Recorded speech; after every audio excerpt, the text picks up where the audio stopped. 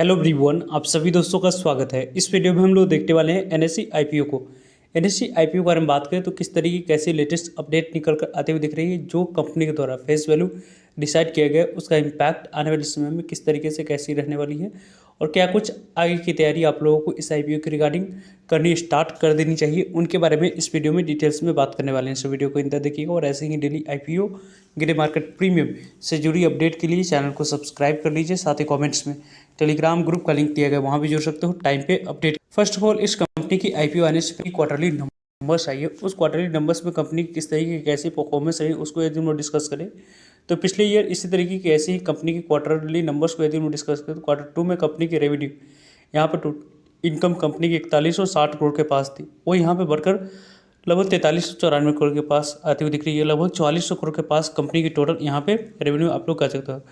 IBT के बारे में बात करें तो इस कंपनी की टोटल यहाँ पे कंपनी की 3038 करोड़ के पास थी और अभी यहाँ पे 3185 करोड़ के पास है। कंपनी के बारे में बात करें तो कंपनी की यहाँ पे प्रॉफिट आफ्टर टैक्स पैट के बारे में बात करते हैं तो पैट यहाँ पे पहले 2091 करोड़ के पास थी, अभी 2408 करोड़ के पास हो चुकी है। यानी कि कंपनी की लगातार कंसिस्टेंट कंपनी के पैट में यहाँ पे इंप्रूवमेंट रही है क्वार्टर एंड क्वार्टर बेस पे। कंपनी की ईपीएस के बारे में बात करें तो 8.48 की पहले थी पिछले क्वार्टर टू में, क्वार्टर थ्री में बढ़कर 9.783 की हो चुकी है। यानी कि कंपनी की क्यू एन क्यू बेस पर यदि हम लोग डिस्कस करें तो कंपनी की क्यू एन क्यू बेस पर काफ़ी अच्छी बेहतरीन कंपनी ने क्वार्टरली नंबर्स रिपोर्ट करते के दिखाई है, जिसके कारण से कंपनी की यहाँ पे देखें तो पिछले ईयर 9 मंथ की डाटा को इस ईयर की 9 मंथ की डाटा को यदि हम लोग डिस्कस करते हैं तो जो यहाँ पे सेबी के द्वारा एफएनओ में जो नियम लाया गया था उसकी डायरेक्टली इंपैक्ट इस कंपनी की टोटल यहाँ पे रेवेन्यू पे दिख रही है। कंपनी की पहले ऑपरेटिंग रेवेन्यू पहले यहाँ पे कंपनी की 25 में कितनी थी तो यहाँ पे देख सकते हैं कंपनी का ऑपरेटिंग रेवेन्यू 13,369 करोड़ के पास थी, वो यहाँ पे गिरकर 11,634 करोड़ के पास हुई। लगभग ईयर ऑन ईयर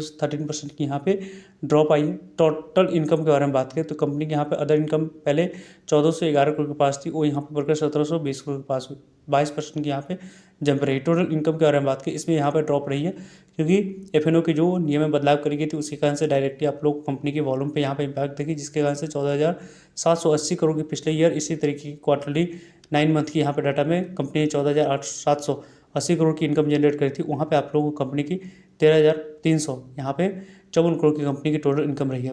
इनकम के बारे में बात करें तो ईयर ऑन ईयर से 10% की गिरावट रही है।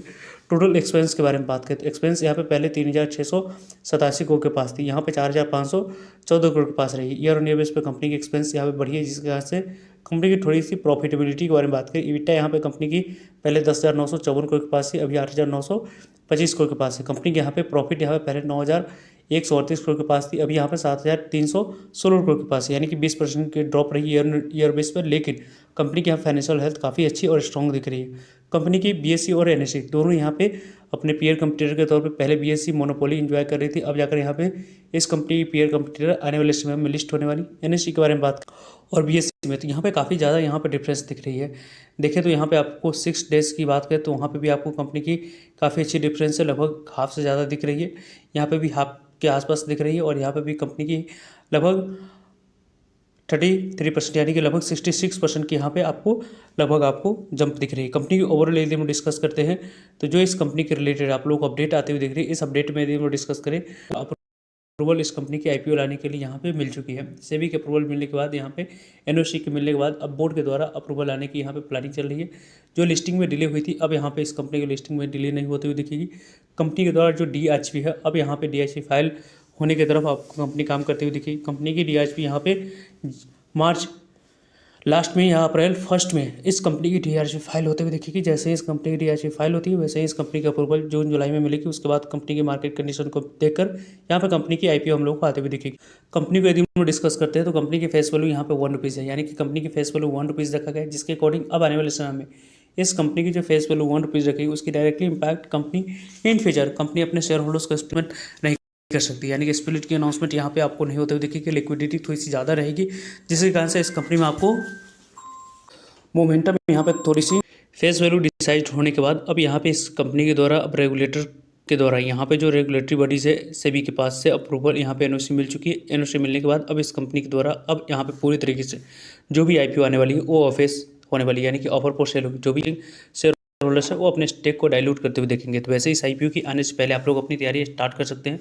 अपनी स्टडी करना स्टार्ट कर सकते हैं। यहाँ पे अपनी डीमेट अकाउंट पहले से ओपन करवा के मल्टीपल रख सकते हैं, ताकि प्रत्येक फैमिली मेम्बर्स के डीमेट अकाउंट से एक लॉट अप्लाई करके अलॉटमेंट चांस को बढ़ा सकते हैं, देन लिस्टिंग इनका फायदा उठा सकते हैं। वैसे ओवरऑल इस कंपनी के बारे में टाइम पे आप लोगों को सभी अपडेट मिलते रहेंगे, से जुड़िएगा ताकि आप लोगों तक अपडेट पहुँच पाए। फर्दर जब डाउट करिए कमेंट्स का आप लोग पूछ सकते हैं। मिलते हैं एक नई इन्फॉर्मेटिव वीडियो में, तब तक के लिए जय हिंद, जय भारत।